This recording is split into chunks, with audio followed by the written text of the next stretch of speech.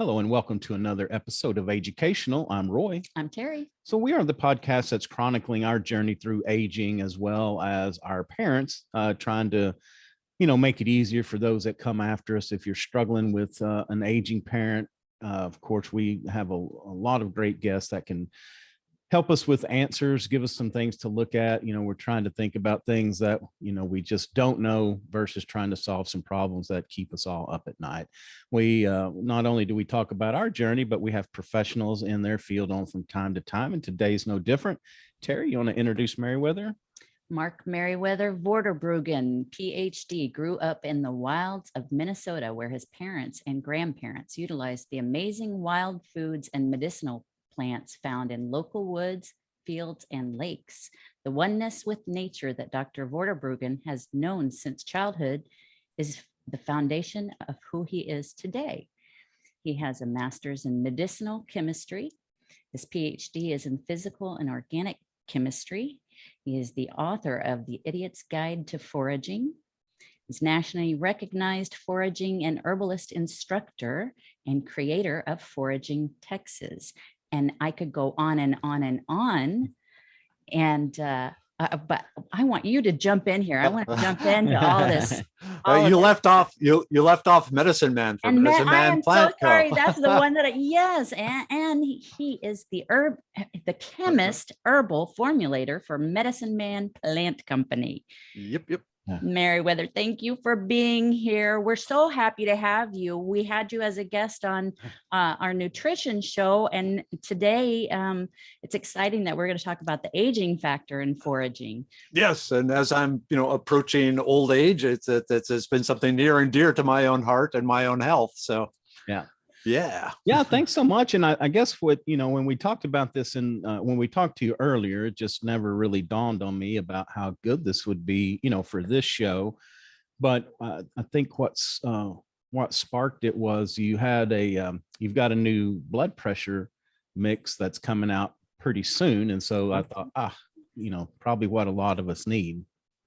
Yeah, so the blood pressure pill, it's actually available now from medicinemanplantco.com and via Amazon. So, and like I said, the whole thing is ancient plants for modern issues.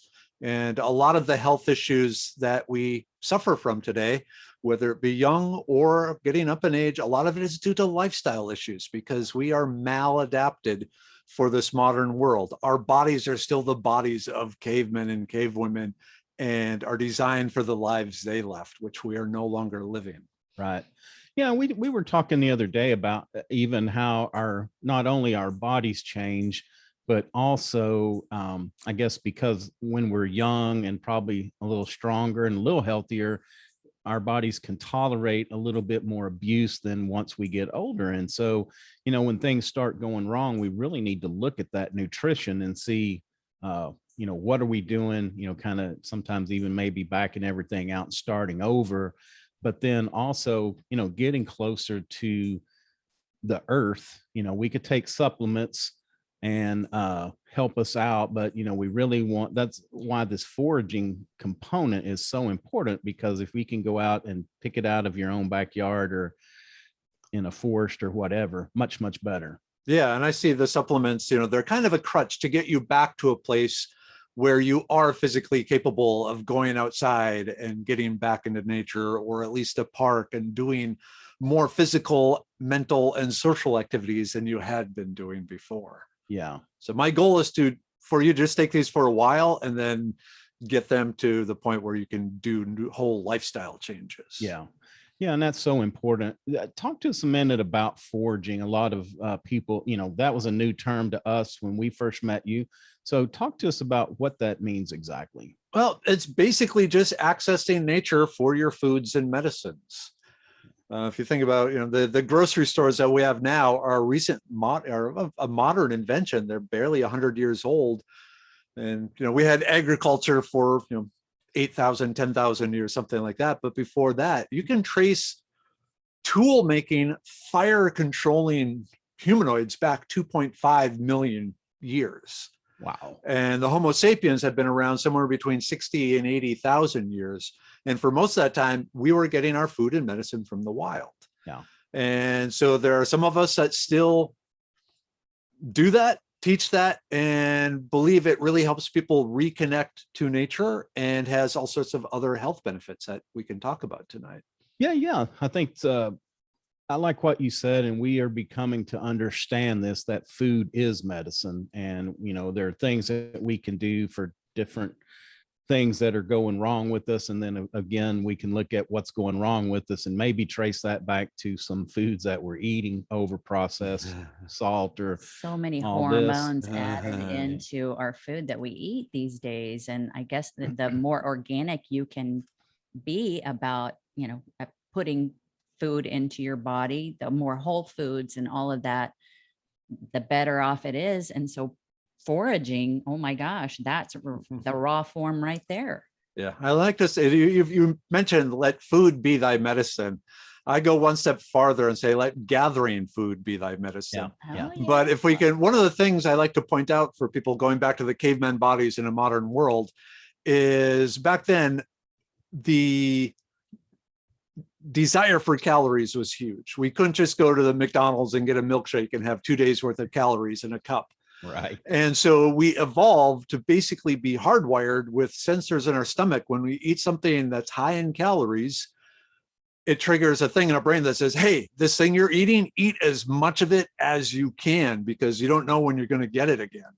Interesting. Which served us great when we had to run down a deer to get our food. But now you take a sip of a Coke and suddenly your body goes to this thing. Oh, you need more of this. And suddenly you realize you pull up, polish off a 64-ounce thing of Coke, and now you get the sugar and you're feeling like crap. But it's because your body is hardwired telling you to do that. And so it takes some different self-control and some different, coping mechanisms to override that signals. Yeah, somebody we were talking to lately said that it takes about, everybody says it takes different times to get over a bad habit, or just like withdrawals from sugar and things like that. Somebody was saying that it was like 72 hours, if you can kind of gauge that. I don't know. Have you heard that? I like you, I've heard different numbers. Yeah. 10 days, 10 weeks. Yeah. 10 years. I don't know. It can be tough. I did it with carbs the first time I was told to cut carbs out, and it was about a good 3 or 4 day headache. It was terrible. And, but I don't think people realize that that's a drug, just like sugar. It's addictive like a drug, and it's tough to get off. Another thing that I think that's cool about foraging is that actually means that you calling Grubhub not considered foraging. So, unless they're foraging for you, but that's that defeats the purpose of it. So the foraging actually ties the healthy plants back to actually having to get out to walk to find them, bending over to pick them up. It's all the exercise that we need, or movement that we need as well. Yeah, exactly. It's like Pilates in the woods, in the wild. You're bending, you're stretching, you're climbing, you're reaching. Occasionally you're running like hell.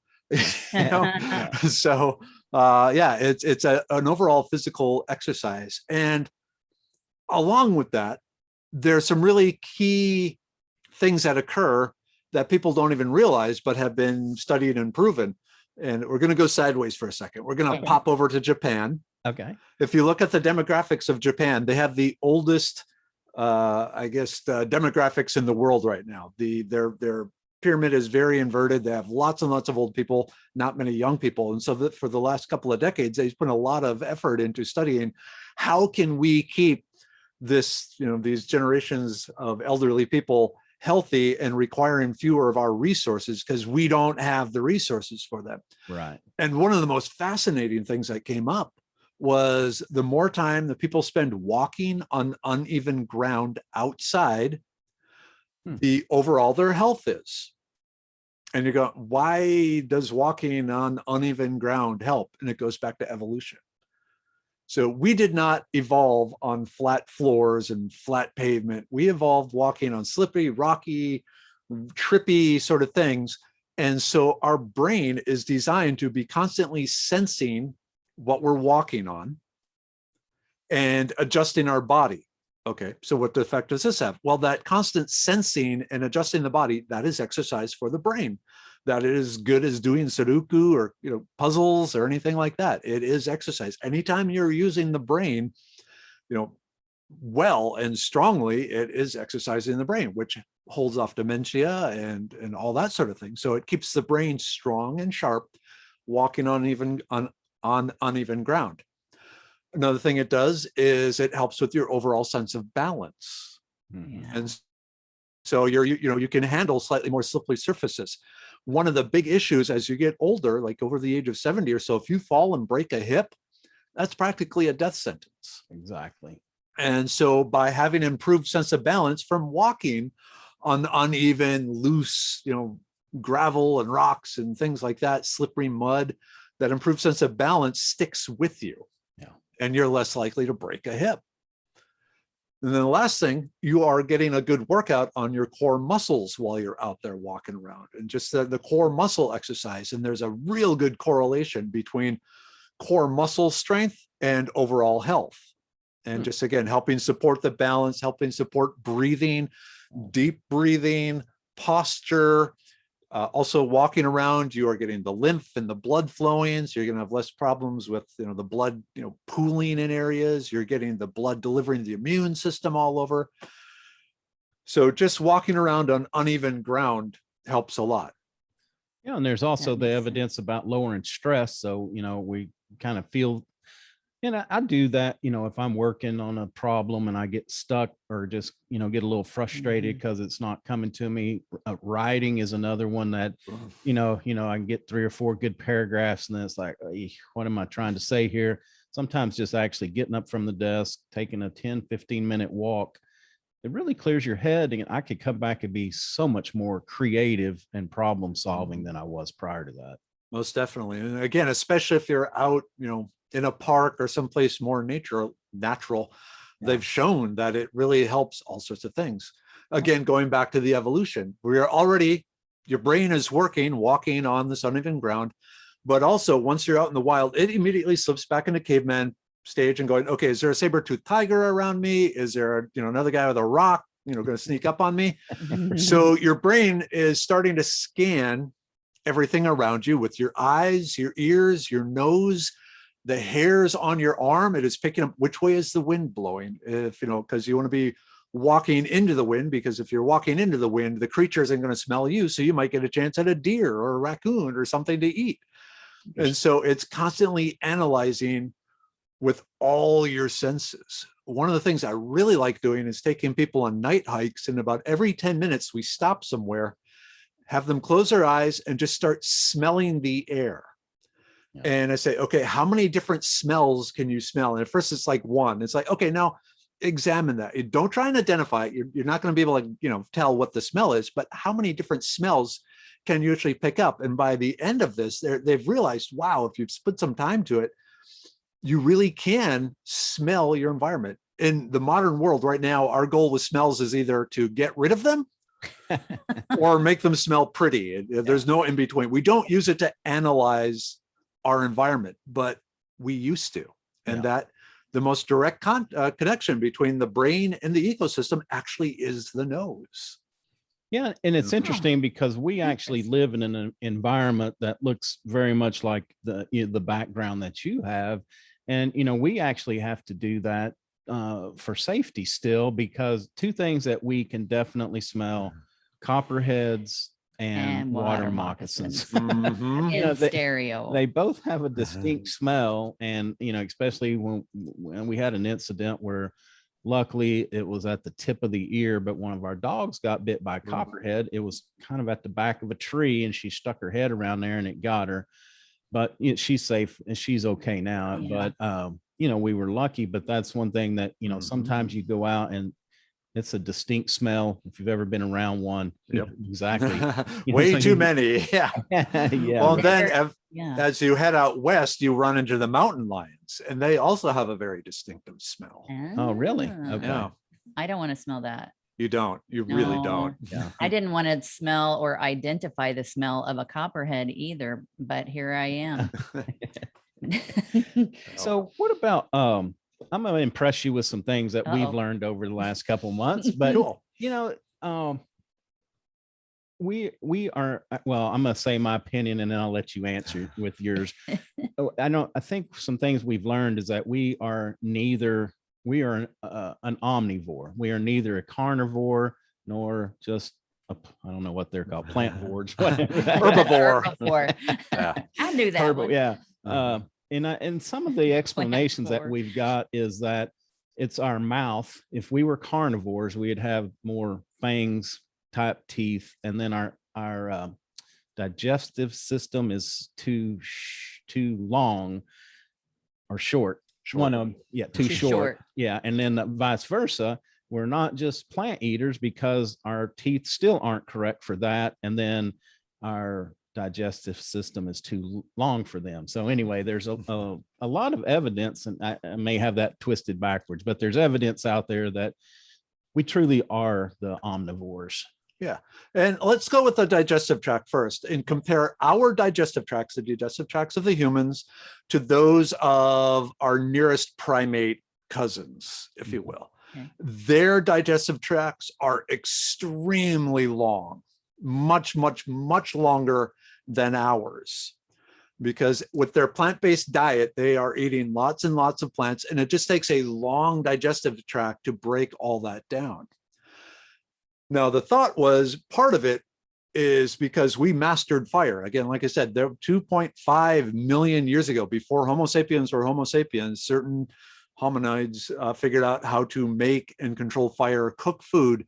Cooking food is kind of like pre-digesting it. You're breaking the proteins down, you're breaking the starches down into something easier to digest. Wow. And so by doing that, we eventually didn't need as long of a digestive tract. But here's where I'm going to point out the physical evidence of our meat-eating ancestry. Okay. We are not hairy. We have beards, we have eyebrows, but one of the things that sets us apart from all the other animals in creation is we are extremely good at venting excess heat. Okay. We do not have a layer of fur trapping the heat in. We sweat really well. We have more, sweat ability than any other creature. Think pigs. Pigs are very close to us biochemically, yeah, but they have terrible sweat glands. That's why they're wallowing in the mud to stay cool. Okay, so what does being able to vent heat have to do with it? Humans have been shown to be what are called persistent hunters. So if you spend 24 hours, give a man versus horse race, how far can you run in 24 hours? The man will outrun the horse. The man will outrun the cheetah. Humans will outrun pretty much distance-wise any other land-based creature out there. Sure, the dog, most things can beat us in a sprint. And so they will take off running when we show up, and we watch where they go.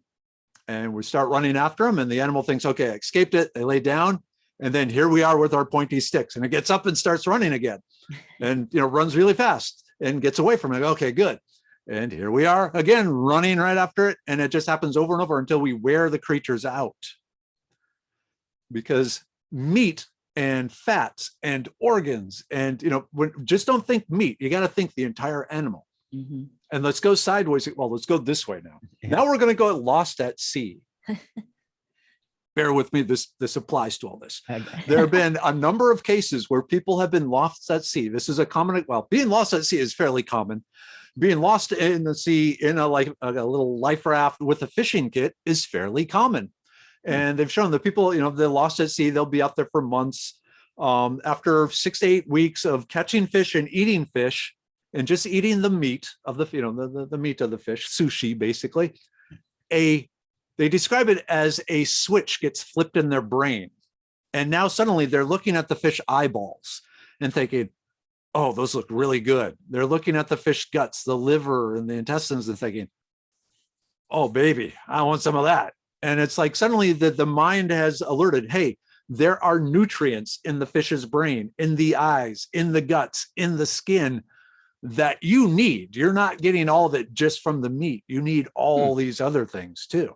It's really fascinating, the studies on this. And so that the brain realizes and can recognize the things it needs. And a lot of this goes back to the olfactory organs, the nose being able to, we are amazingly good, way better at analyzing our ecosystem, our environment than we give ourselves credit for, because we don't have to anymore. Yeah. If you go back to plants and a lot of medicinal plants, they've been shown that basically people, their nose picks up some pheromone from the plant and realizes, hey, there's something in there that I think would help me right now. But again, going back to so we have figured out how to access our ecosystems better than any other creature on the planet. If you look at the diet of humans, it is bigger, broader, more extensive than any other creature on the planet. Whether it be diving 30 feet down into the bottom of the ocean and getting mollusks, or climbing 40 feet up into trees to get nuts, or running down rabbits because we can. We eat. Yeah. So let's take some of this knowledge. I'm still stuck on fish brains. Don't knock it till you tried it. Okay. Well, one more thing I was going to talk before we switch gears, but milk is that we are the only mammals that drink other mammals' milk. You don't have a cat, do you? No. So I grew up, my grandfather had a dairy farm, and one of my uncles had a dairy farm, and there was a couple of cats there, and they would wait and he would squirt, the milk directly from the cow into the cat's mouth. I've heard this argument before, the cow's milk is only designed for baby calves and nothing else should be consuming it. Okay, so what was cow meat evolved to feed? Don't think of it as what, the calf's food. Think of it as fats, proteins, the stuff you need, the things that our body says, hey, I can use that. If anything, we were the ones smart enough to figure out we can access, cow, goat, pigeon, that sort of milk, because it was another good source of fats. Yeah. Now, that's what I was going to say is I think it gets back to the high volume of calories that, I think early man found, probably goat milk first, but goat milk, cow milk, that it was actually it's probably cow milk first. Oh, was it? Yeah. But they could access that milk for this huge calorie intake, for survival until they could get their next protein. And they figured out how to make cheese, which is a way of storing calories. Okay. Way better than storing, fat usually goes rancid, but once you make it into a cheese, you got, some storage life there. Right. So interesting. Okay. So let's transition to, the aging process and how our diets, how maybe foraging, eating more greens can help us, with the dementias and all the other things that seem to, the aging seems to go along with the aging process. All right. Well, you brought up the blood pressure pill. So let's talk about the circulatory system. Yeah. Especially in a modern life, a couple of things are going on. One, you're 60, 70 years old. Your heart has been working all that time. It's getting tired. So anything you can do to help relieve some of the work that the heart has to do will help. So one of the best ways of doing that is making your blood vessels bigger. Okay, so how do you make bigger blood vessels? Well, in the body, there is a naturally occurring compound called nitric oxide. And what it is basically, think of it as Valium for blood vessels. It is a relaxer, a dilator, and it normally, like the blood vessels are kind of held tightly. It kind of chills them out, makes them a little more flexible. And so they are bigger. So now they have a bigger diameter. So the heart doesn't have to pump as hard to get the same amount of blood through them. So when you watch the late night TV, you see all, super beet is what it is now and different things like that. There are different plants that come up and have been shown to naturally increase nitric oxide in the body. And so they're all good for that. But another thing you can do, again, especially with our modern diets, we get a lot of the low density lipids, the bad fats that start forming the plaque in our arteries. So one of the nice things about the low density lipids is they can be converted into the beneficial high density lipids through the use of antioxidants. So you always hear antioxidants are good for you. Why? Because they don't oxidize. So one of the things it does is they help convert the bad cholesterols, the LDH stuff, into the good stuff. And one of the things about the good stuff, well, certain things, first, you actually need it. Your body uses it as a building block for you. But second, it doesn't plate out in your blood vessels the way the low density stuff. So that plaque is just a buildup of the low density lipids, the cholesterol. Yeah. So by converting more of the bad to the good, you are going to reduce the plaquing and the gunking up of the blood vessels. And what's really neat is they've shown if you're on a good regimen of the right antioxidants over time, it can even start breaking down the plaque that's built up in the blood vessels and start, rotor-rootering them or liquid plumbering them, however you want to think about it, and start getting those out there. So again, opening up the diameter of the blood vessels. So that's really good. What does that? What is that? Ginger is a very good one. Thank you. Also, any of the really brightly colored berries. So raspberries.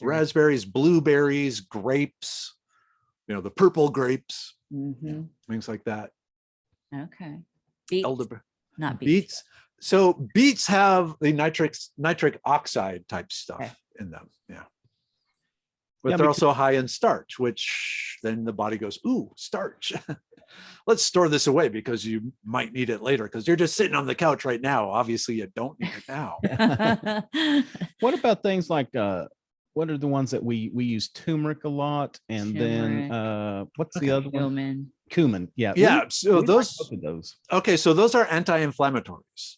Okay. So they help with overall swelling. So one of the defensive mechanisms the body has, whenever it senses damage, is it releases histamine.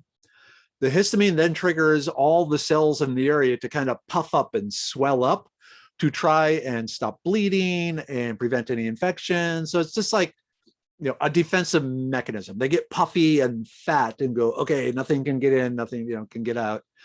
And it hurts and it's annoying and it slows down movement and it screws up balance and it does all this sort of stuff. So the antioxidants abilities there is basically helping reducing these swellings, these major and minor inflammations that are just causing joint pain and grouchiness because, that hurts. You slept on the wrong way and now things hurt because the body said, there seems to be an injury here. Let's inflame the area to protection. And, we've learned too that inflammation is, I guess it's kind of, it's a defense mechanism, but it can also be kind of like a starting point for things that go wrong too, as well. Yeah, most definitely. I guess if you carry it too long, or I'm not sure how that worked, carrying it too long or in the wrong place. Yeah. Well, so one of the things that the inflammation does, it's also the histamine. It is a trigger molecule for sort of systems like the immune system, for one. And so it tells the immune system, there's bad guys there, go check it out. And then the immune system goes in and starts looking around. And if it doesn't find anything, it still feels like it should do something. And so you can start attacking yourself. Okay. And that's where you start getting the damage. And, like rheumatoid arthritis, a lot of autoimmune diseases, it's the body can no longer tell or consider certain cells and tissue in the body to be the enemy and starts attacking them.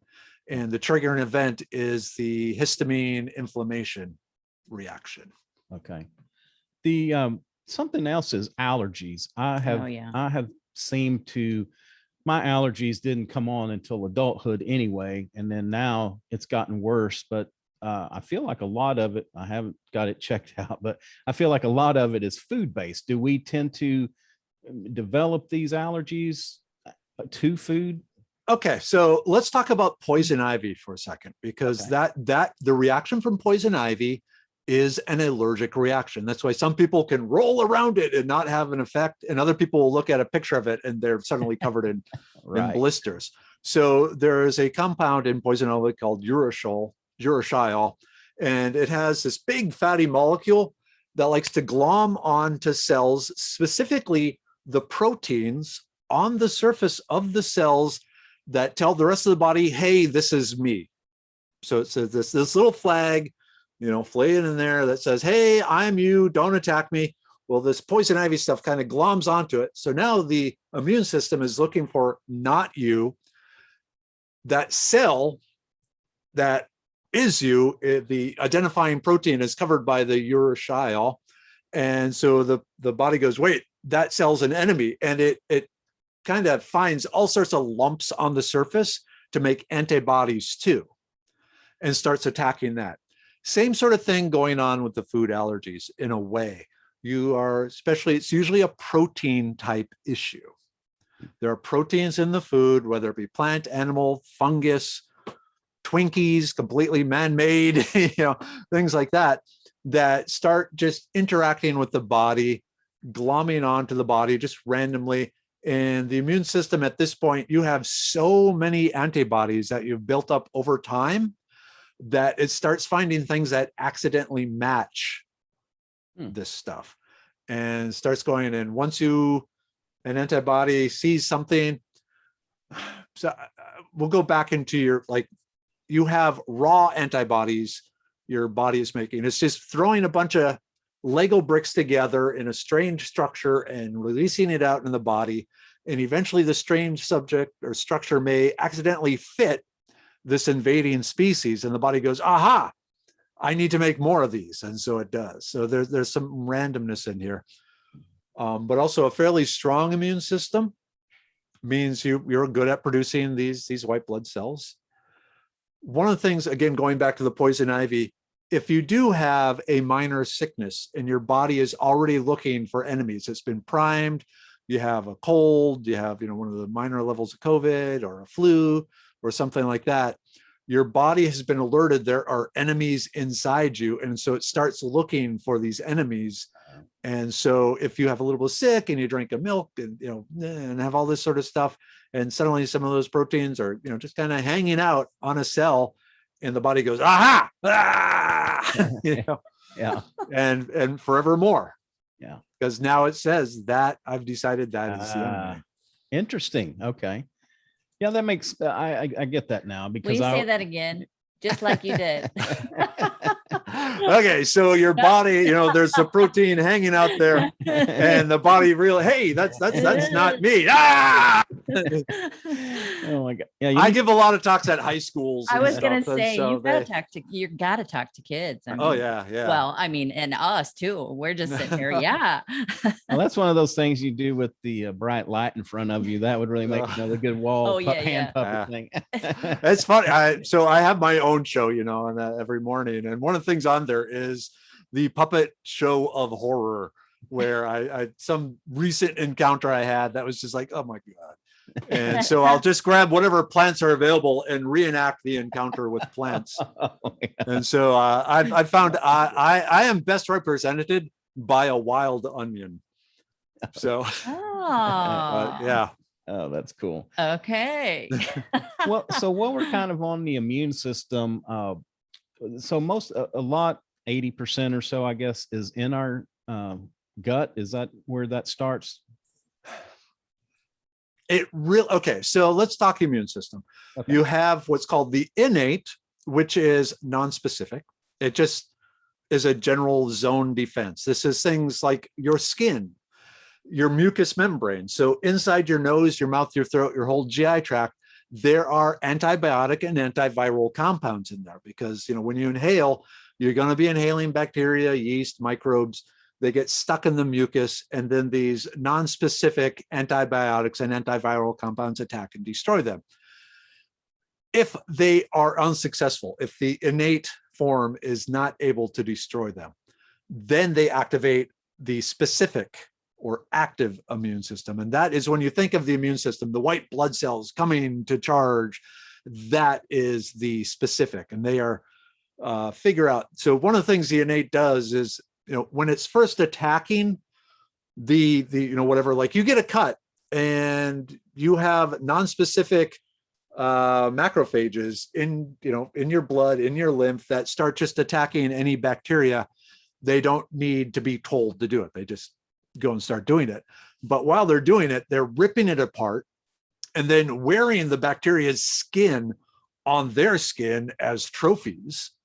And then they migrate over to the thymus and into the bone marrow and says, hey, if you see something that has this on it, kill it. Okay, but now we're being overrun. The innate is realizing, hey, okay, well, I can't do the whistle thing, but loud whistle noise here, and they alert. Okay, release the dogs of war, and the thymus and the bone marrow work and start releasing the white blood cells, specifically the ones that have now been trained to recognize those bacterial parts or those viral parts. And they come charging in and attacking. And I forgot where we were going with this. What was the question again? I don't know. I'm just so enthralled with how you tell the story. You have got to do like an animated film for kids. I mean, for all of us, of course. But yeah, they come charging in and they try attacking and do their thing and destroy it throughout the body. And that can be a pitched battle, and it could take days. And the more you can do to pump up the immune system, the better you are. And there's a number of herbs that have been shown to do that. The elderberry increases the speed and number of the release of these dogs of war. That's where I was going with that too. It's like, what are some plants and herbs that can really elderberry is really good for the specific immune system. Echinacea is another really good one for the specific immune system, but it also helps support the innate immune system. There's a herb called self-heal or heals all. It's in the mint family. It's found all over the world, and every culture that found it realized, oh heck, this is good for everything. If you just Google PubMed, PUBMED, self-heal, or the scientific name Prunella vulgaris, PubMed is the medical database created by the US government of all the scientific research articles that are available on everything. I mean, tens of thousands of things. Interesting. But if you look up, so PubMed, Prunella vulgaris, or self-heal or heals all, it's all the same plant. And medicinal, you find out, hey, it helps with colorectal cancer. Hey, it helps against viruses. Hey, it helps against bacteria. Hey, it helps with this cancer and that cancer and this cancer, and all these sort of things. And my understanding of the mechanism in the case of bacteria and virus. All right, puppet show again. Okay, so you have a cell, and on the cell, it has these proteins. We are talking, like here's the flag one that says I'm friend. They got other proteins. So the viruses come along and they can fasten on to a particular protein on the surface. So like with the COVID virus, it fastens on to proteins that are specific to the CE2 cells, which are a type of tissue mainly found in the lungs and other parts of the body. But there's a protein on the surface that this COVID can glom onto. Now, once it's glommed onto, it basically merges through the cellular membrane into the cell. Once it enters, there's an extra step. This is kids' puppet show, but it gets in there, its protein coat opens up and releases its RNA, which is the messenger RNA, and the body just says, hey, RNA, what does it do? Because our cellular nuclei are kind of like guys going, hey, there's a big red button there. What does it do? Press. Women are generally a little smarter than that, but guys go, well. So anyway, so the body goes, well, RNA, that's instructions. I got to use this to make something. And what it makes is more COVID virus. And so it just keeps making more and more COVID virus until the COVID virus fills up the cell ruptures, and all this new COVID virus goes out and starts attacking other CE2 cells. Oh, wow. Okay, but going back to the original step where you have the COVID virus, binding onto that initial protein, it still then has to merge into the cell. And to do that, there's some different wiggliness going on and so forth. It has to do some stuff. Well, in self-heal and some other herbs, they've found that they basically have compounds that will glom on to the virus protein coat and lock it into shape. So now it can't do the wiggle. So it's just glommed Ah. up and it's sitting there. And now what happens is you got the other, we're going to switch fingers here. I need more puppets. Okay, so we got the cell with the virus on the protein. The immune system comes along and says, hey, this isn't right. And it says, hey, yo, killer T cells, come over here. Killer T cells come over, inject poison into the cell, killing it. But by doing that, it prevents the virus from being able to take over the replicating machinery of the cell. Wow. So yeah, the immune system is fascinating. Oh my goodness. Yeah. It is so complex and so many moving parts and so many signals and all this sort of stuff. It's Wow. Yeah, that's really cool. I mean, because then you have to Yeah. multiply that times all the cells and how much this activity, which gets back to sleeping, drinking water, taking vitamin D, magnesium. Yep. Social interaction. I mean, it's all sorts of science. Your mood affects your immune system. Because if you're stressed out, your body is releasing a certain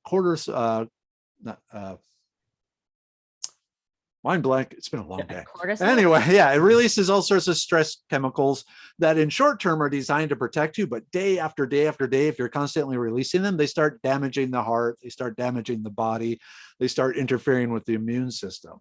So if you can have pleasant social interactions with people, that raises your mood and that, improves your overall health. That's why one of the things they've shown is people that are, as people age, if they have a social connection somewhere, a donut shop, a church, a bridge club, square dancing, something like that, it actually has multiple things going on.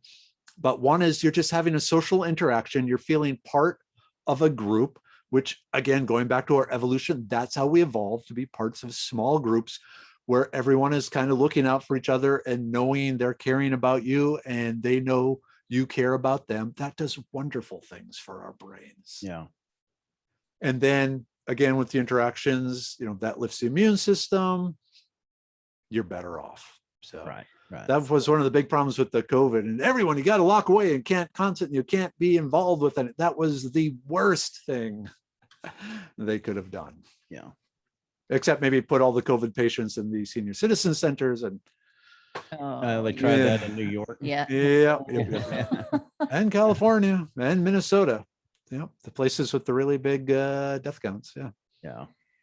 So what would be your top? I know you have more than 3 or 5, but what would be the top herbs for aging? Something that somebody could take action with now and hopefully be preventing something in the future. Okay, so let's go back to the brain, because in the end, that if your brain isn't healthy, it doesn't matter if your body is healthy. Right. Yeah.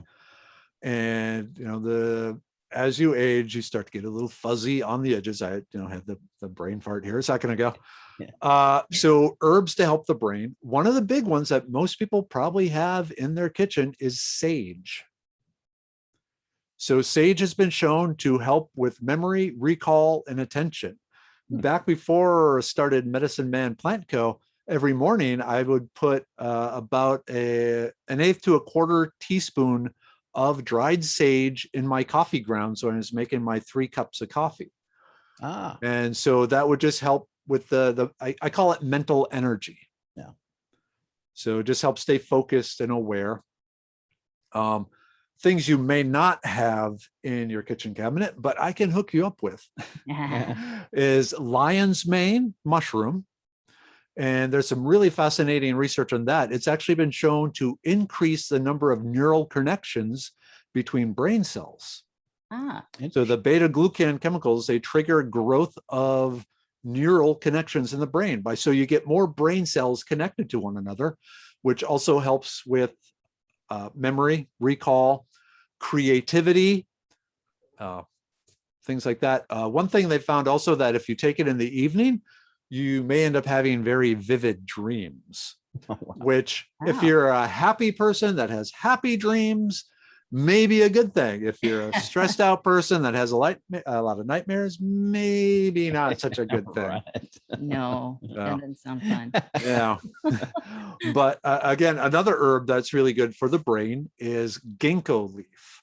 Ginkgo leaf is an ancient Asian tree, and there are compounds in the leaves that have been shown to increase the overall blood flow to the brain.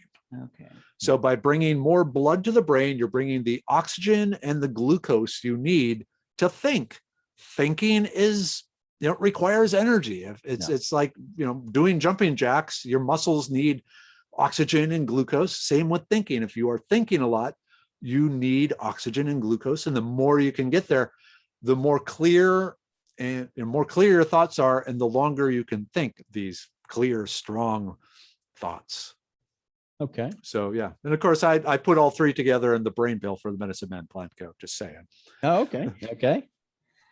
And then the other thing you mentioned is the cardiovascular system. Oh, yes. And so for there, one of the traditional heart plants is hawthorn. Awesome. And hawthorn, it's a common berry found in the old world, the new world, all around the world, really. And one of the things it does, it's basically what's called a beta blocker. If you take blood pressure medications, a lot of times one of the things they start you with is something like propranolol, which is a beta blocker. Without going into the chemistry and all the science, basically one of the things it does is it reduces the influence of adrenaline and other stress compounds on the heart that make it beat harder. Yeah. And in our modern lives, people are stressed out, so their heart is, cranking away harder than it needs to work. So by having the hawthorn, that kind of makes the heart, what? Let's just chill here. I mean, if you need the heart to beat faster, it will beat faster. If you suddenly are in this, square dancing or, disco or something like that, yeah. Away you go. Your heart will pick up. But at the resting level, it chills it out some. Another thing, rosella, hibiscus. You might have heard of like hibiscus tea, and it's good for your heart. Yeah, it is, because it's one of those nitric oxide producers that causes your blood vessels to go, whoa, I'm bigger now. So very, very good there.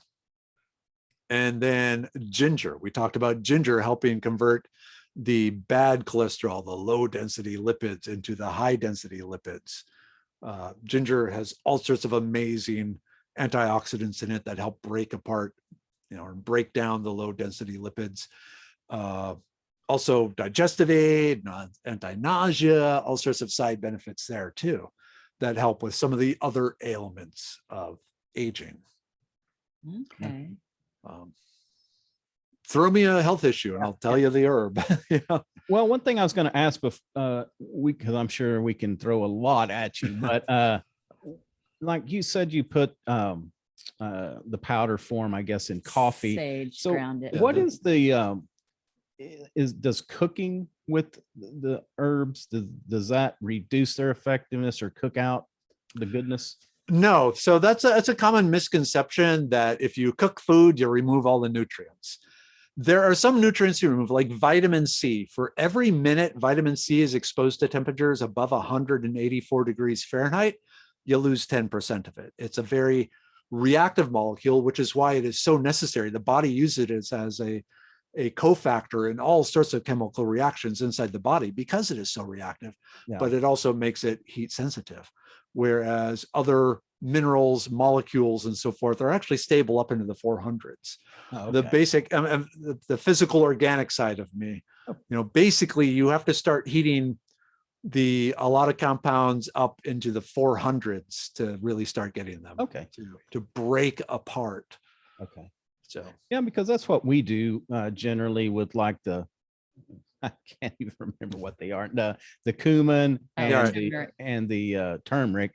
We cook a lot with that. I mean, I like the taste. It's got a really, I think it's the cumin that's probably more spicy, but I like the taste of it. And so anyway, that's good that we're not breaking that down, because here's so many things we don't know. Yeah. Now here's a question. Oh, go ahead. With the turmeric, are you also taking some black pepper? No. Okay. Well, but not that's what's just put in there, but not. Okay. Yeah. You want to, so basically you always want to have at least 1% black pepper with your coumarin and your turmeric because the body actually doesn't absorb those very well. Oh, okay. But one of the things black pepper does is it basically unlocks more passages through your gut, through your intestines. And so it improves the bioabsorption of the turmeric and the coumarin and the CQ10 and a number of other things like that. Okay. No, that's See, good. so Plus, I it also helps with that. overall digestion. So you can extract more of these nutrients Okay. from the food. I'm sure I put pepper. I'm sure I put pepper Put a little with pepper it. on there, yeah. But just accidentally doing Yeah. that. And it doesn't take much. Like I said, 1%. Okay. Okay. you- Well, I'm gonna be sure to do it Yeah. now. I'm gonna be Yeah. looking for it. So- Okay. So what about leaky? What do we I we was hear gonna a ask lot about leaky gut Well, and thyroid and leaky gut were the two Yeah, that came okay. to mind. Okay. So the leaky gut, that's basically holes in the mucous membrane lining the stomach. So that slime layer that protects the stomach from the stomach acid, and it has its own antibiotics in there. So the leaky gut, there's basically little pinholes in there. And so gunk is getting through to the actual intestinal wall that should not be, and then starting to damage it. So before the end of the year, it's still in testing right now. But one of the things I'm coming up with is the gut pill to help with that. So Well, there are certain things like slippery elm or marshmallow root, or really anything slimy. So like okra or cactus pads that have that slime in it that most people don't like. yeah. It's chemically, it's very similar to the mucous membrane and helps put an extra layer of protection along the intestinal tract. Okay. Okay. And so that helps with that. That'll help me make him eat some okra. All right. Yeah. Except of course we like it fried, but no, Yeah. I'll cook it. Well, anyway. pickled, Yeah. or Yeah. cactus pads, or Yeah. aloe vera gel, things like that. Okay. So what about thyroid? I know Yes. Terry has some issues with that. Okay, and so thyroids are complicated because there's overactive and underactive thyroids, and they Well, require hypo. hypo. And off the top of my head, because that's something later on. Yeah. Yeah. We don't mean And to put you on the spot. Yeah, and I know like ashwagandha works for one. There are a few others, and then so if you have the one, you want CoQ10. these herbs, but if you have the other, you don't want those herbs, and so it I think you and I had talked about CoQ10. We had emailed that about might have been yeah. Mhm. So yeah, the thyroid, that's a big part of the immune system too. So Right. Right. yeah, Oh my gosh. and of we're course running- making sure you have the proper amount of iodine for the thyroid and all Yes. that too. Or Well, we're running way long. I'm sorry. I didn't notice what time it was till just now. It's I'm always- having fun. Yeah, Hey, it's storytelling with Merriwether is awesome. it's always a pleasure to speak with him. And just for full disclosure, we take the brain pills, the one I'm pretty sure that we're on. And I mean, it just I seem to be clear and much.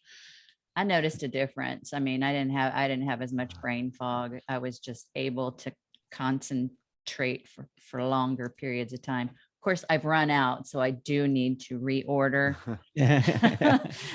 I'll send you the secret coupon code for my Okay, friends. all right. Well, the other thing, I guess, tell us, if you don't mind, we'll kind of end with this. Tell us a little bit about your process. I know that this is your life and you put a lot of care into this versus, I don't want to minimize the scientific creation of anything, but I could go back and, my degree's in finance, and I could go down in the basement and cook me up a little something and call it, say it's really good for you, but the being reputable, how everything it's kind of the Wild West out there. Yeah. Okay. That's thank you. This is actually a great subject to talk about. Okay. So my process from start to finish. So we'll be talking, we'll say, okay, what is the next issue we want to tackle? So let's say the thyroid, a hypothyroid. I'll start by looking at all the different herbal remedies that mankind has been using to treat that for the last, humans 83,000 generations, and looking at them and say, okay, and getting a big list, and then going through,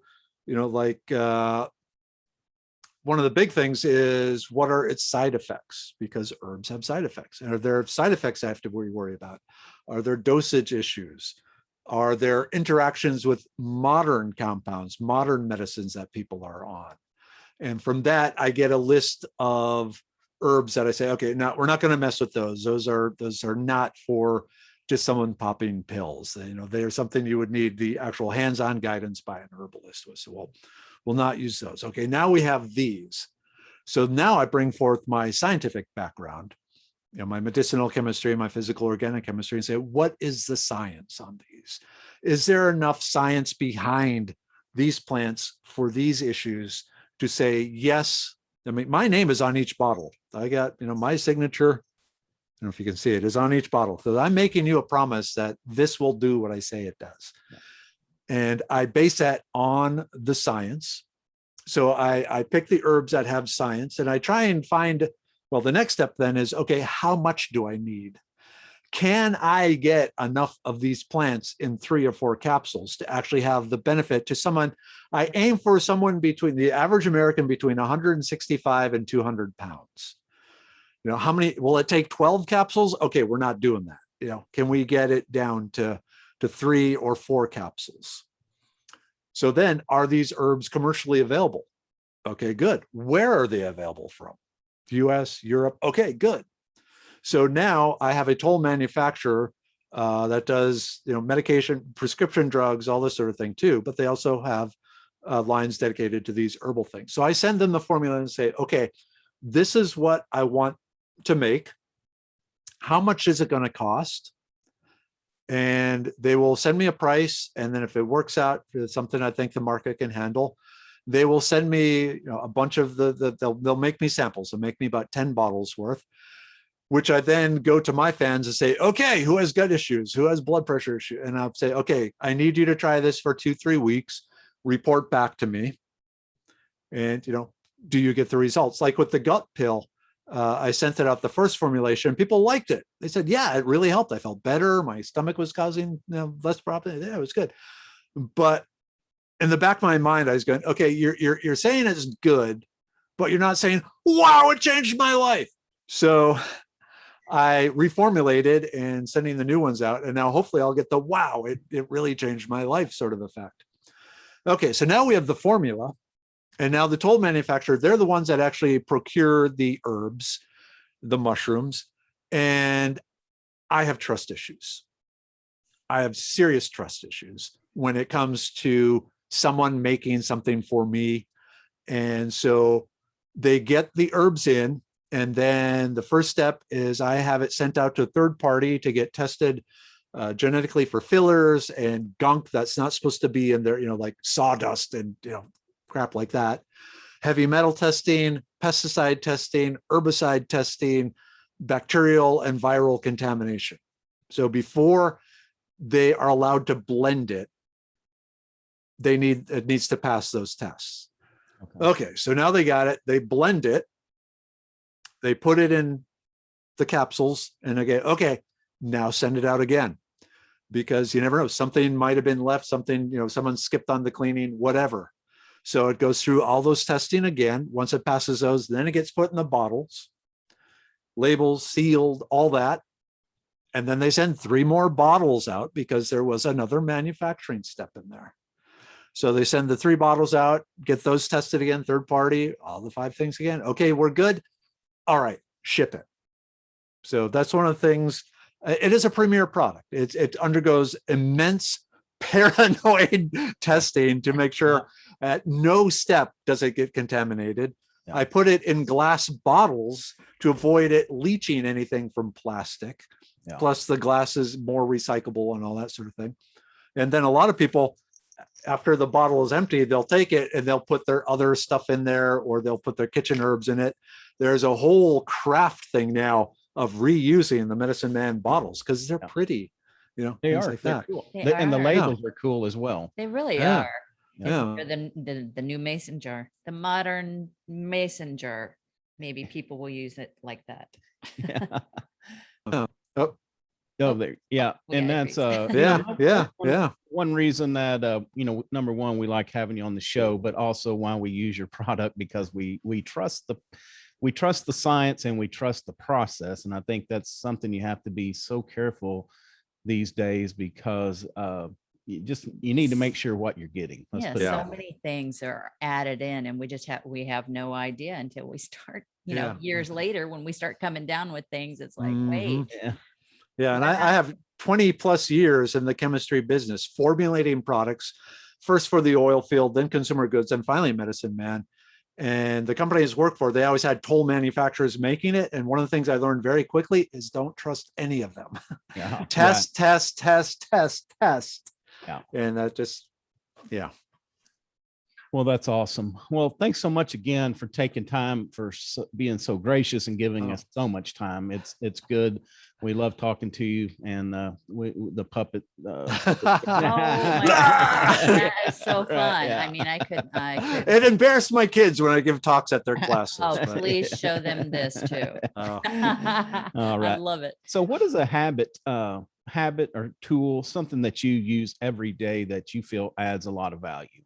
walking, Okay. going for a walk at night, before going to bed and stuff, just getting out there, and just there's a 2-mile path up and down the sidewalk. I'm lucky I'm in a safe area where I can walk. Yeah. And there's nature, and doing the smelling thing, and that more than just getting outside in nature. Yeah. Letting all your senses do what they were designed to do, because that's going to help every part of you. And when you're walking by somebody's yard, if you're on the sidewalk, do you like forage in people? Oh, hell yeah. They all know me. They know you. Oh, Yeah, well, they don't basically mind. have a thing with all the neighbors that I'll keep their yard free of weeds. You don't put anything down that will poison me. Yeah. And it works out great.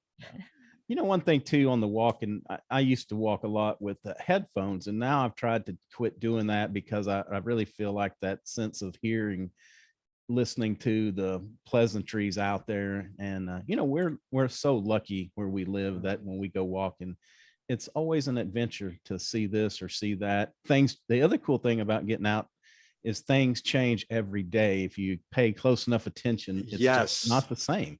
Not the same. Even where the sun is coming up and going down, you realize it Yes. really, it's really fascinating. Yeah.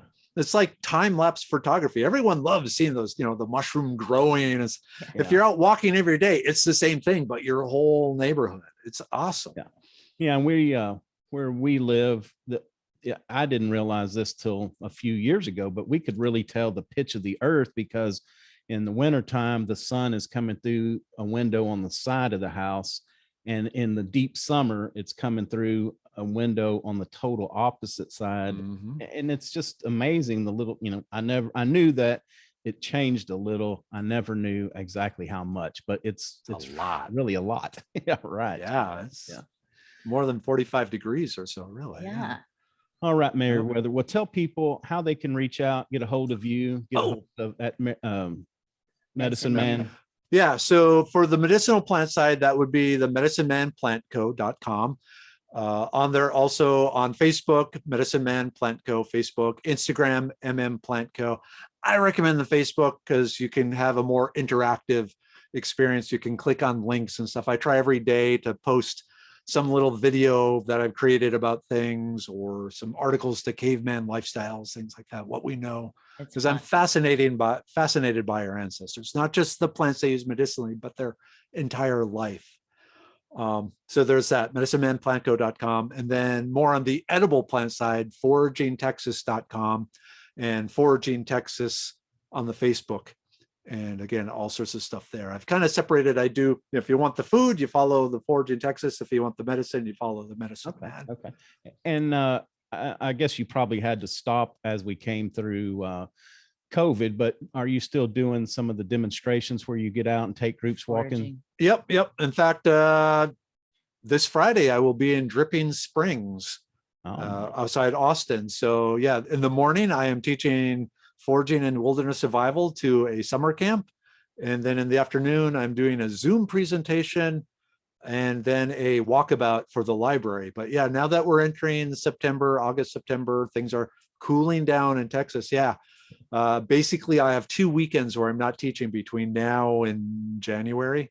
Oh, nice. So it's insane great. because that's what I love. I love one of the things people, they want to learn foraging, but they're afraid. They'll look at the book, they'll look at the plant, and they're afraid they're going to poison themselves. So they need me to say, okay, I am holding your hand now. This is really, you've properly identified it, or I'll show them the structural features they need to properly identify the plant and get them over that initial hump. So they can start. Again, it's not only nature, it's not only learning plants, it's not only eating things that are good for you, but it's that exercise to get out and bend and use our brains as well. So it's a Everything. well-rounded exercise. And get his book too, Idiot's Guide to Idiot's Guide Foraging. Yes. I will say though, in March of next year, it's going to be updated. I'll release an updated version called the Outdoor Adventure Guide Foraging. Some of the less tasty plants, I've replaced it with more yummy plants that now I had photographs of. So, and the recipes have been replaced with what I call campfire cooking type recipes. The recipes in the previous one were more foodie kitchen, kind of labor intensive, a lot of dishes, but really show off to your friends. The new version, the recipes are, you're out in the woods, you want to cook something, here you go. Throw some dirt on it. Is this book gonna highlight the Oreo plant or the Snicker plant? Because those are the ones that I'm looking for out there. I haven't found Okay, you're laughing. Oh, Hackberries. Hackberries. Yes, hackberries. There's nature's candy bar. Okay, I'm gonna try that. Yeah, look it up. Roy's gonna say Go to the foraging. Yeah, it's not in the current book, but that's one of the things I'm putting in the new book. Okay, where are they native to? Everywhere. The world. Kroger. The world. Okay. Yeah, not Kroger. So they are actually, if you want to, we'll talk about hackberries for a second. Yeah. They are the oldest known food of mankind, because the Peking man, the several skeletal, the Homo pecanus, which is a dangerous word to say in live. Yes. But they were found with a bunch of hackberry seeds amongst the skeletons in the caves where they were living. The hackberry seeds was one of the few plant oils that doesn't go rancid. So they could store calories that would, like walnuts and pecans, they turn bad after a while. The oils in the hackberry don't, as long as the outer shell is connected. But even here in Texas, the Native Americans, the Cherokee and so forth, would mash them up and make a pulp out of it and roast it. And the end result is identical to a crunchy granola bar. Interesting. Okay. But it's a sweet flavor, roasted. It has kind of a peanutty flavor and sugar flavor. And away you go. And that was I'm going to go hunt that one. Okay. And speaking of which, one more thing, I'm talking to a guy on a business show next week. He developed coffee out of dates. And I don't know the whole, he had a heart attack very young, so he couldn't do caffeine, but somehow he crushes up the date seed. I don't know if it's the seeds or the meat or whatever, but he somehow mixes and blends it to coffee. So that'll be a story for another day. Just interesting. I never really thought of anything like that. So okay, do you want to hear about? Can I tell you one more story? Certainly, yes. Okay. I don't want to keep you. No. He wouldn't let us go. So down here in the South, there's about 14 plants that are used as coffee substitutes. So in the Southern United States, these same plants grow up north, but they're not used as coffee. And when I say coffee, what I actually mean is something that forms a hot brown bitter fluid. 14 in the South, none in the North, even though the plants grow in both places. Why? Is it the heat? Nope. Is it because they don't want coffee as much as we do? You're thinking they want it more, actually. The Civil War. During the Civil War, the southern ports were blockaded. They could not get the coffee. Where up north they could. So the Southerners, they spent a lot of time trying to figure out things that could add to the coffee they had to at least stretch it out and still not impart, weird flavors. Yeah. And so if you go to New Orleans, they got the chicory coffee. It's 50% roasted chicory root. And that was a Civil War survival skill. Yeah. Okay. Yeah. And, I've heard because I coffee like prices that. are, I guess they had the drought and some plants had burned up that they were talking about that chicory that people may need to start taking more interest in that. Yeah, as Yeah. coffee he prices- added more coffee to my list the other day. I'm like, wait, I just got coffee because I heard it's going up. It's Yeah, it going up. is. I Oh, it need to is get some coffee. inflation. Yeah. Yeah. Yeah. So, All, but yeah. all right, man. Okay, I'll let you go now. And it's always a pleasure. Thanks so much. Yeah. Thank you. I had a great time. Yeah, It was we fun. did too. That's going to do it for another episode of Educational. Of course, I'm Roy. I'm Terry. You can find us at www.educational.com. We're on all the major podcast platforms, iTunes, Stitcher, Google, Spotify. If we're not on one you listen to, please reach out. I'd be glad to add. Also, we're on all the major podcast platforms. We probably hang out a little bit more on Instagram, so reach out. We'd be glad to interact with you there. A video of this interview live with hand puppets and all will go up on our YouTube site when the episode goes live. So go over there and check it out. It's going to be a real treat. Until next time, take care of yourself and take care of your health.